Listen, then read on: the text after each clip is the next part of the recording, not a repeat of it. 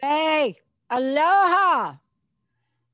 Aloha. Aloha. Boy, do we have a show for you. There's a reason we're all three dressed this way. Mark, you want to take it away? Absolutely. Today we're honoring a very special lady, Mother Earth. It is Earth Day 2021, and this special episode, we have Jim Kimo West, and Hawaiian culture honors Mother Earth. And Jim just won the 2021 Grammy for the Best New Age Album, which is More Guitar Stories. And we're going to be hearing some of that during the breaks on the show. And the thing is, don't expect airy-fairy, new agey stuff with Jim. This guy is rocking.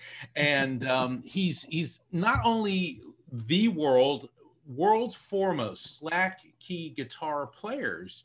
He writes his own music, records his own albums, and he's toured with Weird Al Yankovic since the 1980s. But he fell in love with the people and the culture of Maui, where he's become a Hawaiian musical legend. And so I'd like to offer an aloha and mahalo to our very special guest, Jim Kimo West. Welcome to the Psychic and the Doc, Jim. Mahalo, Mark. Thank you so much. It's great to be here. Yeah, Jim, you're such a fascinating guy, and I was reading about you, and what I saw was that when you were 12 years old, that's when you first picked up a guitar, and it's an interesting story. Could you share that with us? Yeah, my older brother played guitar. He was kind of played folk music for fun and that kind of stuff, and his guitar was in the closet. I think he had sort of neglected it for a few years, and it had like 2 strings on it. So I think when I was 12, I started noodling around on this 2-string guitar, and he saw that I was interested. So he went out and bought a set of strings and a book and, all the things for me. And so I kind of owe him, my start in music. As soon as I, got that guitar fixed up, I just fell in love with music and just locked myself in the room every day after school. Wow. So, I mean, would you say that the guitar kind of called to you? I mean, you obviously, kids pick up guitars and bang around with it, but it seems like you've had quite the relationship with guitar. Absolutely. Yeah. In fact, my last, a couple of my most recent records I call Guitar Stories. This most recent one was called More Guitar Stories.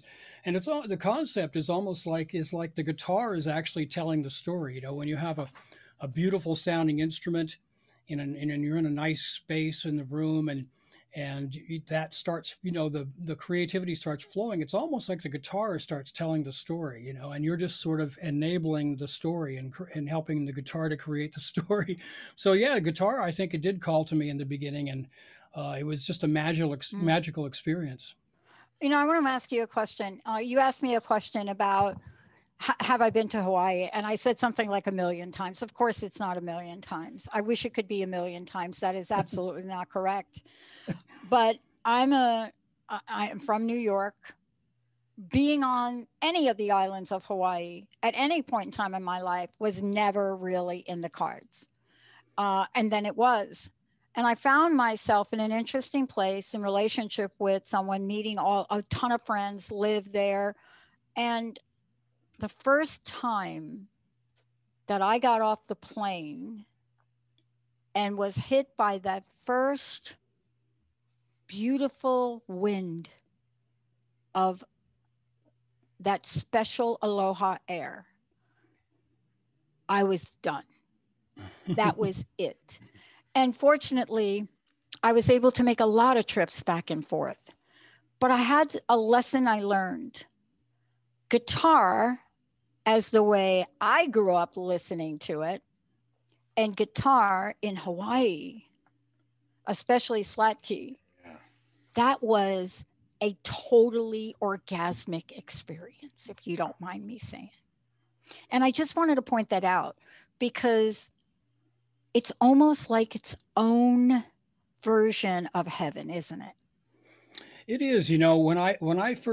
I came to Hawaii first in 1985, and it was just by chance. I went to a little town called Hana, Maui, and it's a very remote village on Maui that's actually one of the most Hawaiian places.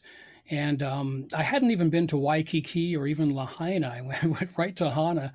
Just the most amazing coincidence that this happened. This family that I was staying with, they had a lot of Hawaiian music records. And when I first heard the slat key records, I just thought that music just feels like it's coming out of the earth. It feels exactly like what I'm seeing here. The music just sounds the way the place looks. And I was just really drawn to that style. I'd been playing guitar for a long time, but that's something resonated with me. That music resonated with me so much.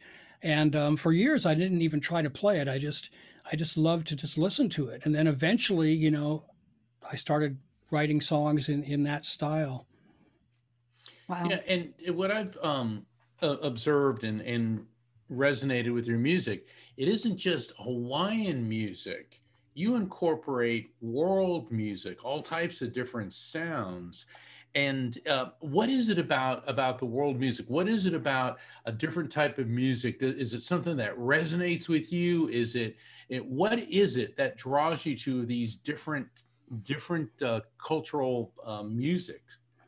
Well, a lot of my records are really based in the Hawaiian slat key tradition. I do a lot of, I bring my own influences into it and sort of do a contemporary version. But now my last record, More Guitar Stories, and the previous Guitar Stories records, those are a little bit of a diversion. So they're a little bit different than my other records. In those records, I did try to incorporate other world music influences. I've always loved Middle Eastern music, so on my first Guitar Stories records, I have a tune that's, uses the slat key tunings and techniques, but is in more of a Middle Eastern sound. On this last record, More Guitar Stories, I have a track using the same slat key techniques, but doing more of an Indian classical style. So I'm interested in all kinds of world music, and the Guitar Stories series of records that I have. That's sort of my place for exploring all that stuff. For the benefit of the listeners, what is slack key guitar? We're talking about, because I know Dr. Pat's familiar with it, and I am, but can you explain to people, what is it about slack key guitar that makes it different? Well, it's a style, but it's also a technical thing. When the Hawaiians first got guitars, they just came up with their own ways of tuning them, and meaning that they would slack some of the strings down, to create like a chord. Now, on the mainland, we call this open tuning. So technically, it's an open tuning. And what makes slack key interesting in Hawaii is all the families would have their own tunings. They would keep them secret. And the style of slack key was handed down from father to son or from uncle to nephew. It was never, you could not learn slack key from someone other than a family member. So they kept it within the families. So that style became, all the families had their own styles and tunings, and they would carry on those traditions through the generations. So slack key essentially means slacking the strings down to create an open tuning, but there are hundreds of tunings, and every tuning has its own kind of mana, its own power, its own set of possibilities. Every time you change the tuning, your chords are different, and you can do things in one tuning that you couldn't do in another tuning. I hate to put you on the spot, but is there any possibility you could show us? Sure, yeah, of course, yeah. Yeah, that's what I like. This is where we're going to get real now. Here we go. All right. Well, I could sort of demonstrate. In standard guitar tuning would be something like this. And when Hawaiians first got guitars, it didn't seem to make a lot of sense, so they would lower some of the strings down and create a chord. So it's all of a sudden, by lowering, for example, these two down a step and this one down a step, you create a G chord. So now we can play bass and we can play melody at the same time,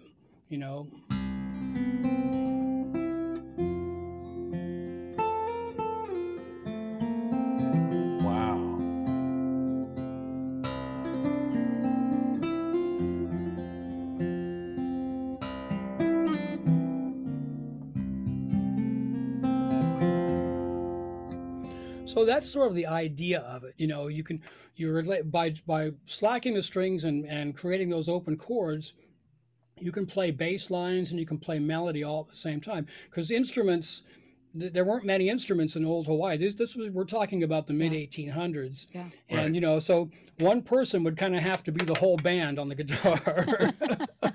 Wow. It's fascinating because like in the Caribbean, the way the locals there created steel drum music, it's always fascinating how island cultures are very, very innovative with music. Sure. And it's out of necessity in a lot of ways. I mean, the steel drums, they didn't have anything. They just pounded old, 55-gallon drums and turned them into instruments. And same in Africa, all kinds of amazing instruments that just come out of necessity. And the way Hawaiians got guitars, though, is actually kind of interesting. I should talk about that a little bit. Yeah, please do. What happened was, one of the early explorers, not the James Cook was the first European explorer to reach Hawaii.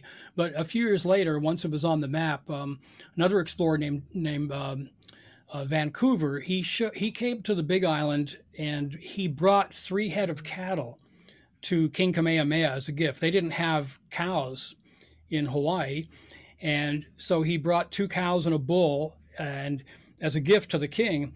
And the king, they were all just amazed at these huge animals, because the biggest animals they had there were these small pigs.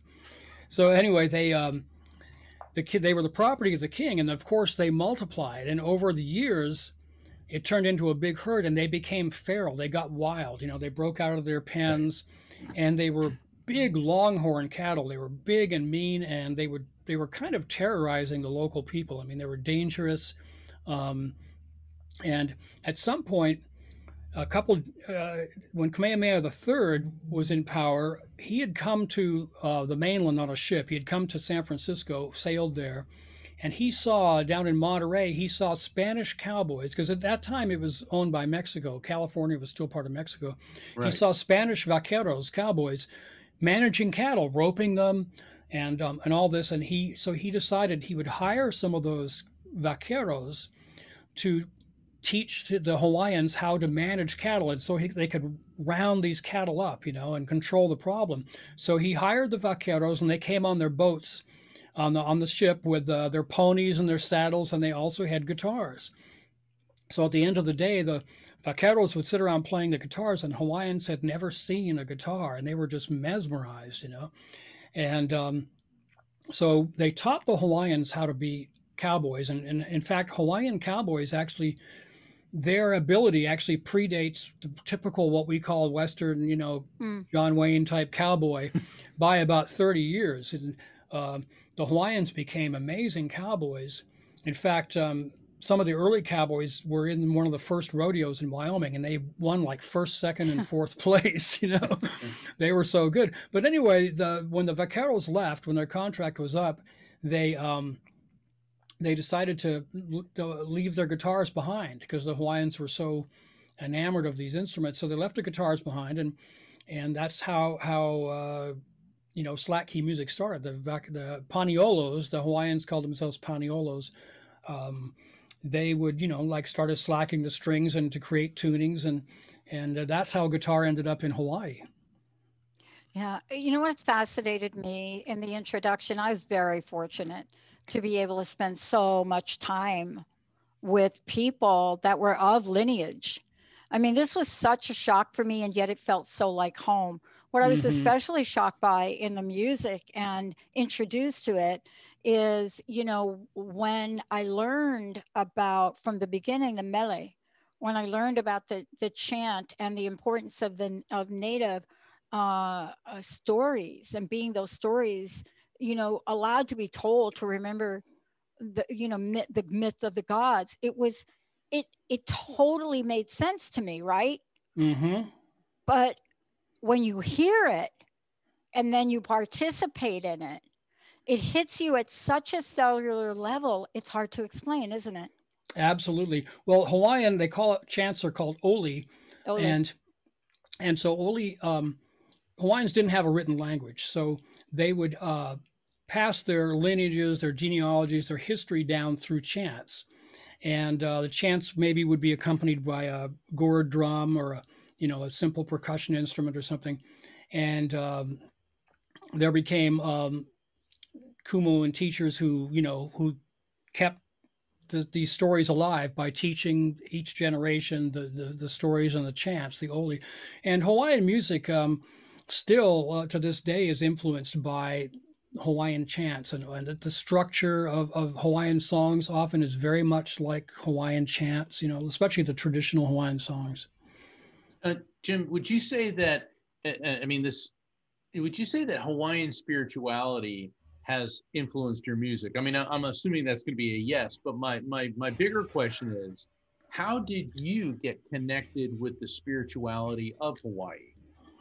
Well, I think first of all, just by being there, and I was sort of, like I said, sort of thrown into the deep end of Hawaiian culture because I went to this little town that was very Hawaiian. Nobody, had locks on their doors, and it was Hawaiian people are so generous and loving people, and you start learning about the spirit of aloha, which really, we say aloha as a greeting and when we leave, but essentially we were saying, I greet you with aloha, or I leave you with aloha. Aloha is kind of like I would say like unconditional love for not only your fellow man, but for the aina, for the earth, for your ancestors, for everything, just like an unconditional love. And it shows Hawaii is still that's the aloha spirit is alive and well in Hawaii. And that no pun intended really seemed to strike a chord with you. Absolutely. And I'm sure the style of slack key that I play, they call nahe nahe, which means very gentle, and right. I think that's one thing about Hawaiians in general that I learned when I first started going. There was so much like I say, unconditional love. You'd meet a Hawaiian family for the first time, and they were, you were just hugged and accepted as a family member right from the get-go. And I sort of think of my music kind of that way, as kind of a hug, as kind of like a sonic kind of hug that makes you just feel warm and accepted. Yeah. What we're going to do is we're going to go to a short break. And as we go, Jacob has got some beautiful music that we're going to play. A little bit unusual for those that are listening. You're actually going to hear more music than you generally hear going in and out. So you too can totally experience take it in, breathe it in, feel the air, and smell the beauty of it all. We'll be right back.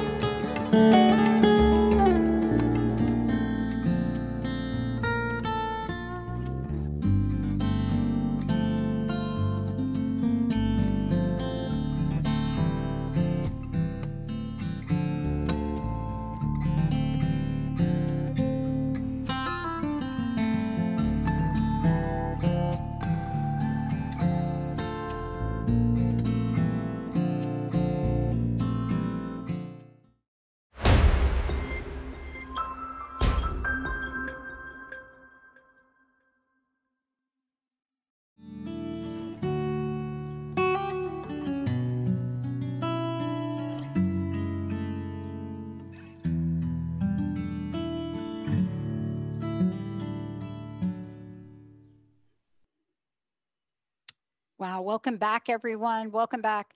A very, very special edition of The Psychic and the Doc with myself, me, Dr. Pat, Mark Anthony. Mother Earth is one real hot mama with a very special guest, Jim Kimo West.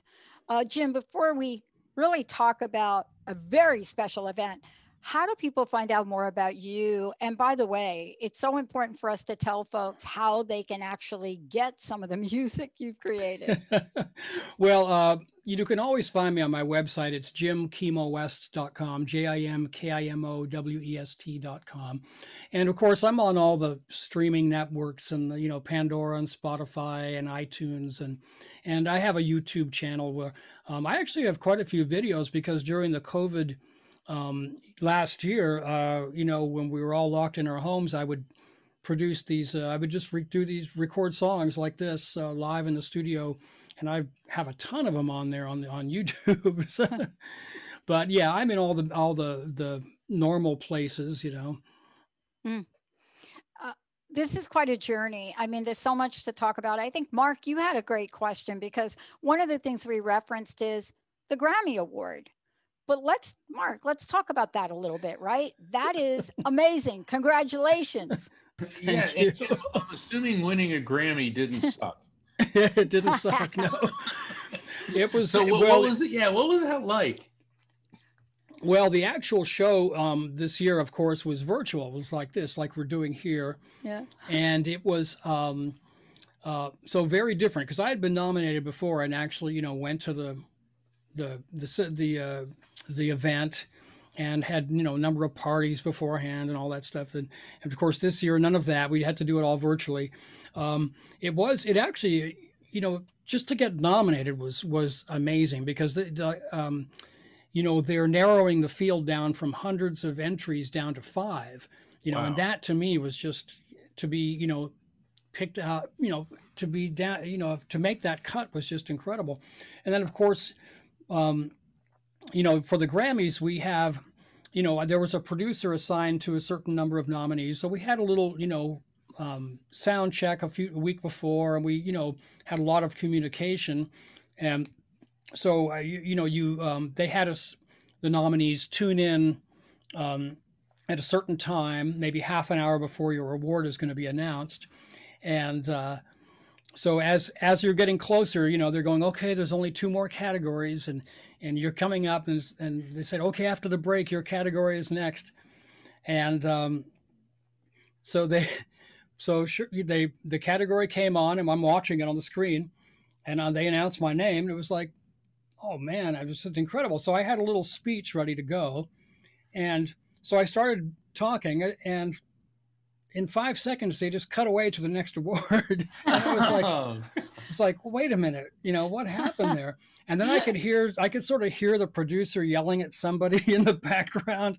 I think most people thought that I had my mic muted, but I actually didn't have any control over it, And so unfortunately somebody on their end, I guess, muted the thing, because after you win, then you go to this virtual press room, where they have people interviewing you. So actually, when I was in the press room, they could hear me just fine. Although a couple of people were interviewing me, and they had so much echo on their voice, because there was some kind of feedback loop, that I just had to sort of guess and try to guess what they were asking me. Well, you know what, Jim? We're not going to mute you. What were you going to say? Come on, this is your chance. Give them your Grammy speech. Well, what I did actually was some friend of mine suggested that I just record it and put it on YouTube. So I did that, and essentially I thanked the Academy, of course, and all the sort of indie artists who are sort of part of my network.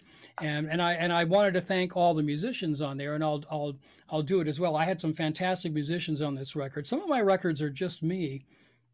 This record had some great players. I had the great Jimmy Johnson playing bass, who's a legend. M.B. Gordy played percussion, fantastic percussionist. Charlie Bichoret, a fabulous violinist. I also had Dan Lutz playing upright bass. I had T.J. Troy playing tablas. And I had Simone Vitucci playing cello. Wow. And my friend Cenk Erdogan from Turkey played the fretless guitar. So, Ben Powell also played violin too, as well. Amazing. What was that collaboration like? I mean, so often we talk about the music, but we don't talk about the journey. And, what I'm always fascinated by and was extremely intrigued by, especially when we're talking about music that has such a powerful, both spiritual message and otherwise, there's a journey that happens when people come together. And we end up talking about the Grammy, but I can only imagine what the creation of this was like. What was that like? Well, normally it would be much different, but in the year of COVID, unfortunately, some of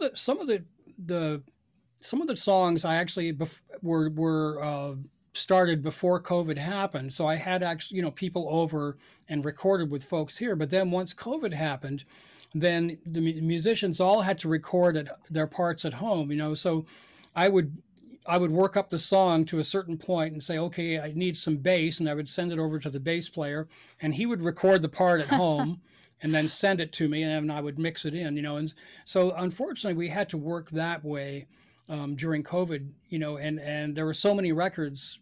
I mean, almost all the records in the world that were produced last year were especially after March, were done the same way, Wow. So it's a collaboration. Now, I mean, I wouldn't say there were so much of a collaboration as, I'd write the tunes, and then I would hire the players to play parts, and they would come up with their own parts to a lot of extent, but I would also have parts written out. But I'm looking forward to now getting back to where I can actually get together in person with musicians and actually collaborate and write things together in the same room. Yeah, I hear that from my musician friends. It is one of the things that when they talk about their heart, they love music. There's no doubt about it. You can't do what you just did on air and not love it, right? But there's a little hole in their heart, because part of loving music is that connection and collaboration. And I wanted to talk to you about you and your connection to the islands of Hawaii. I wanted to ask you about that because there's something that you just can't explain. And I'd love to hear your experience with that. Well, I was saying before, I first went to Hawaii in 1985, and I fell in love with Hana, the town, and I ended up living there for quite a long time. It's a very hard place to live in some ways because it's a 2 hour drive a store, to any kind of real Yes. store, you know. Yeah. I know. And and the only gig is playing there's one hotel in town, and 2 nights a week they would have music in the bar, so that's the only gig you can get in town. but but I always maintained my connection with Los Angeles, but Hawaii has been so special to me. I mean, when I created my first record, I had written a number of slack key tunes inspired by Hana and the people that I've met in Hana. And I would record them just so that I wouldn't forget them. And at some point, somebody said, well, you've got 12 songs. Why don't you make a CD? And I hadn't even considered it being some kind of commercial enterprise. But I loved the idea. And eventually I had a CD. A friend of mine did the cover, and the CD was called Coconut Hat. So the cover of that is a coconut hat made by a friend of mine that used to weave hats down by the waterfall, and sell them to the tourists, So one of his hats was on the cover.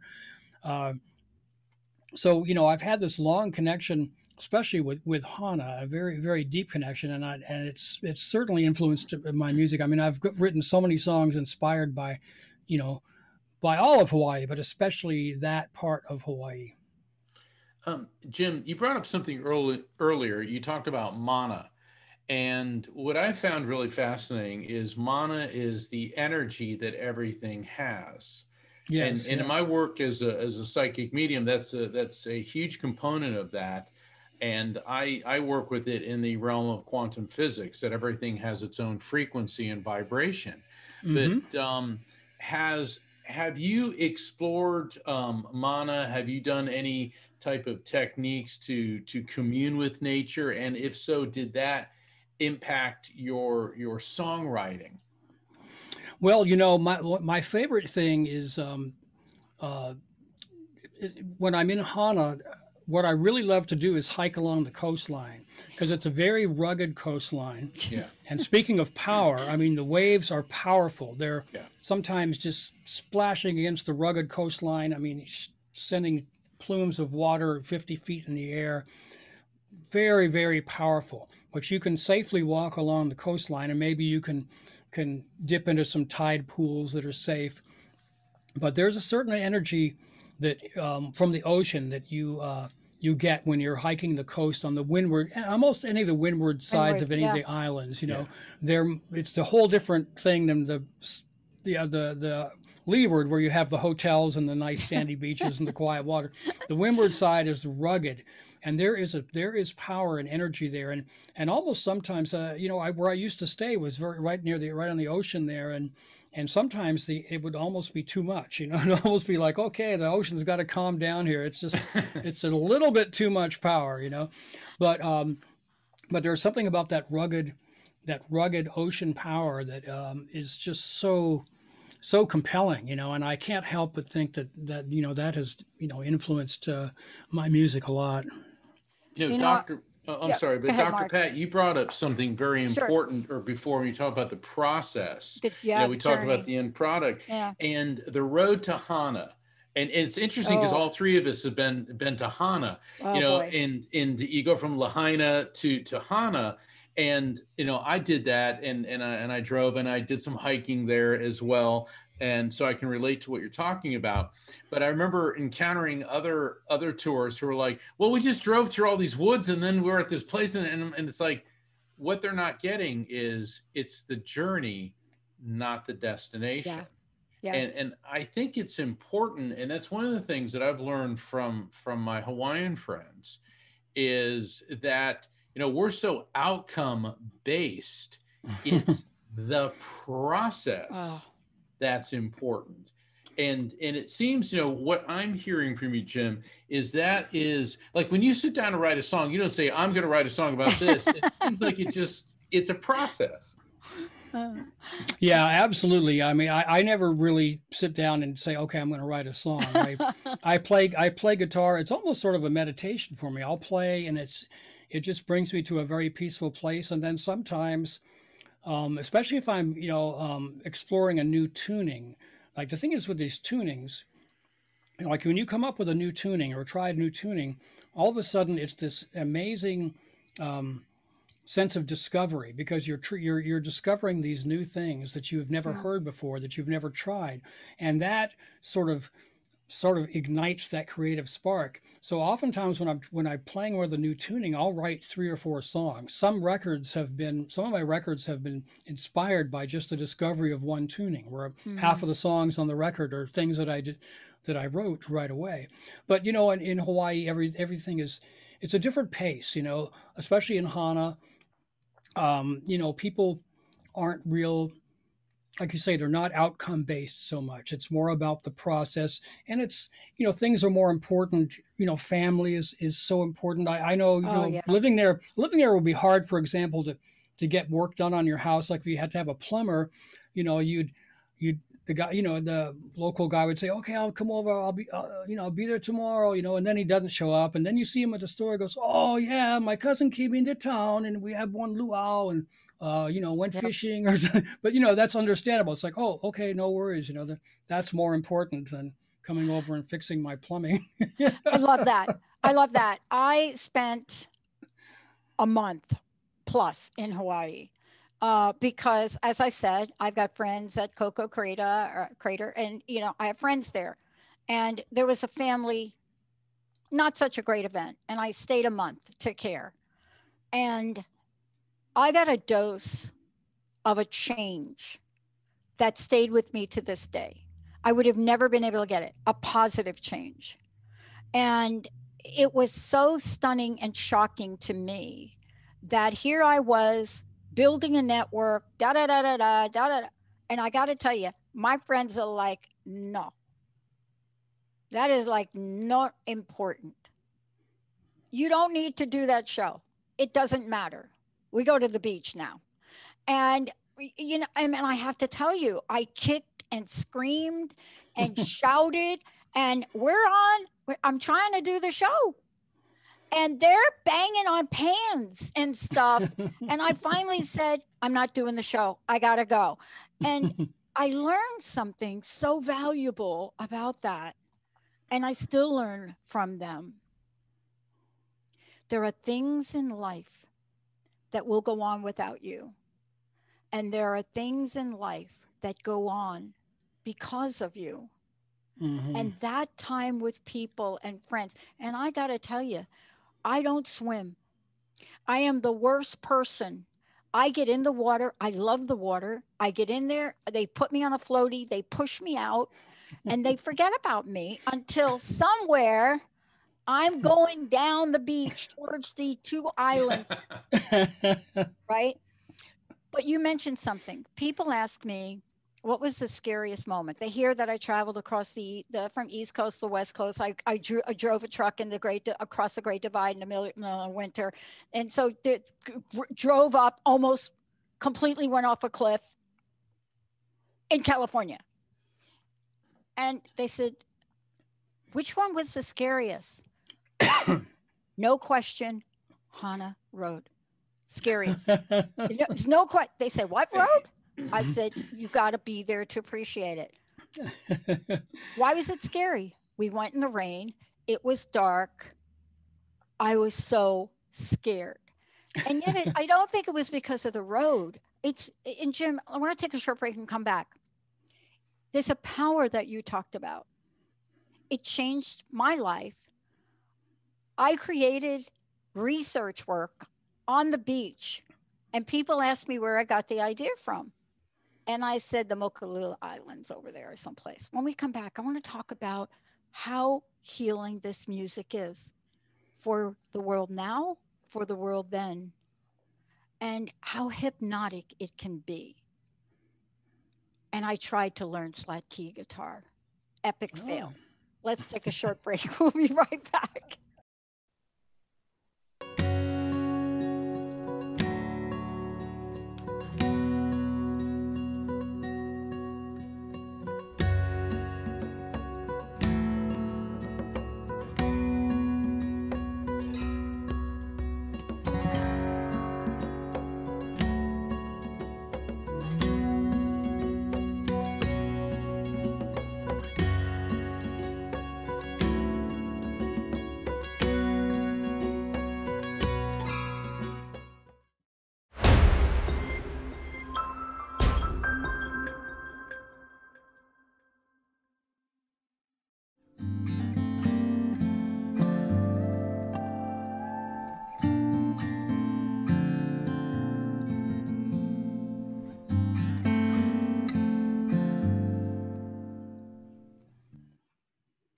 Wow, welcome back. Jim, thank you so much for today. I know there's so many things we want to talk with you about, and boy, the joy of your music, the power of it. Again, please send everybody to how they can find out more about you and go watch your videos and just, like spread the aloha. Spread the aloha. That's right. Yeah, my website has all the links, jimkimowest.com. It has, the links to the YouTube and streaming and all that, all those places out there. Hopefully you'll be able to see me play live before too long. I mean, that's what we're all hoping for. So do you tour separately from the Weird Al band as well? Oh yeah. I do my own tours. This year and last year would have been a good time to do it, but unfortunately we couldn't do any of that. But yeah, normally I do when I'm not on tour with Al, I will do my own shows. And I think I might have some stuff coming. I know I have a show coming up in October on Maui, the Slack Key Show, which is a weekly show hosted by George Kahumoko Jr. It's been going on for maybe 12 or 13 years. They have a different artist every week. So I'll be there on October 7th, I believe, for that. And hopefully there'll be some more live shows before too long. Oh, I hope so. Oh, there will be. It's everything that we're seeing, and the messages I've been getting from the other side, and this has come up a number of times on the show, that we're on a reverse course now, which is a good thing. So we'll be seeing you back on tour. Jim, I experienced something known as white rain when I was in Hawaii. And I know that you're familiar with it. Could you share with our listeners, what is white rain? Well, they have in Hawaii, there are probably 100 different names for different kinds of rain. And what they call the uakea. Ua means rain and kea is white. Uakea, there's a number of different kinds of uakea depending on where you are. And what uakea is, it's a very, very fine misty rain. And in fact, in Hana, they call it the uakea ohana. It's beautiful. It's a very, very fine white, very fine misty rain. It's very fine. And what happens, it often comes down while the sun is shining. So the sun is shining and you have this misty rain and it's caught up in the trade winds kind of swirling around, and it'll sometimes create like a prismatic effect. It's very magical. Yep. So I have a song called The White Rain, which I actually wrote completely inspired by sitting there on my lanai watching this. And I wrote the song on the spot, like directly, it's one of those situations where I wasn't just improvising. I was just completely inspired by this, this phenomena. And, like I say, in different parts of Hawaii, they have different names for it, but it's a very, very light, misty rain. Oftentimes, like I said, you see it while the sun is shining. So then you're sort of getting these rainbow prismatic effects, while it's happening. This is so, I'm sorry, Dr. Pat. No, go ahead. I just want to say, this is so perfect for Earth Day. Because the whole point of Earth Day is to honor the only place we have to live. I mean, ingenuity, flying around on Mars is great and all that, but let's face it, this is where we live. And what you're telling us, Jim, is that when you open yourself up to the vibration, to the feeling of Mother Earth, she speaks to you. And the way she speaks to you results in your creative process. That is how songs are created. And I think that it's very important this Earth Day and every day for people to realize. Now, Jim is very sensitive to this vibration and he listens to it. But we can all learn from this, I believe. Yeah. I think being in nature in general, I've always been like an outdoors person. I just love traveling and being in nature, no matter where, not just in Hawaii. But I think the connection with nature, you are connecting with the earth when you're out in nature, whether it be the redwoods of California or Yosemite or up in the mountains or in the Alps or anywhere. there's something that just connects so very deeply inside of you when you're in beautiful nature. And you know, in Hawaii, for example, I love to go fishing on the rocks, but it's not really, it's more about being there than it is catching the fish, you know. Yes. I'd like to catch the fish, but it's really about being in an incredible place and just soaking in that energy of the place, you know. Yeah, my friends had the greatest laugh on the planet when they decided, let's go fishing on the rocks, and then watching me try to do that. I'm in my own zone. You have to be very careful. And I'm being in my own zone, and I'm very focused, and you could hear the laughter, honestly, from the Big Island all the way to Kauai. You could just hear it. And, you know, I learned to laugh at myself there, Jim. And I was thinking about this. I don't know another place where people are so kind, so loving, and they just don't take themselves so seriously. Now, they do take things in the world seriously. But boy, I did learn to laugh at myself. There's something powerful about that, right? Absolutely. Absolutely. You know, I have many Hawaiian friends who I would go fishing with, and, you know, I can't help but think how, you know, how my life has changed just from being around them, you know. But Hawaiian people are very loving, and like I say, very, very, you know, everybody's, you know, so full of aloha there. That's, you know, it's, you know, I kind of think that Hawaiian music, and almost any kind of Hawaiian music, when I hear it, it brings me back to the place, you know. I mean, even if it's steel guitar, for example, it sounds, you know, I could be in Waikiki with the, you know, the trade winds blowing through the palm trees and the sound of steel guitar. It just sounds like, you know, like I say, it sounds like the place.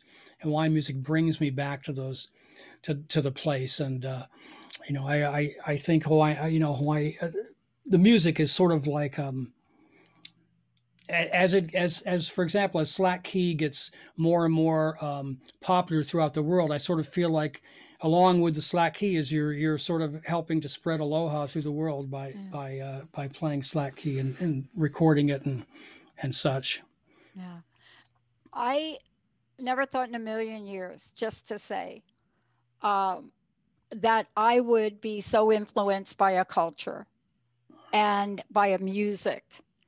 And I cannot explain to this day how that happens. My friends say it's a past life. Mark probably can figure it out. But boy, when it hits you in the heart. And my introduction was Kelly Rochelle.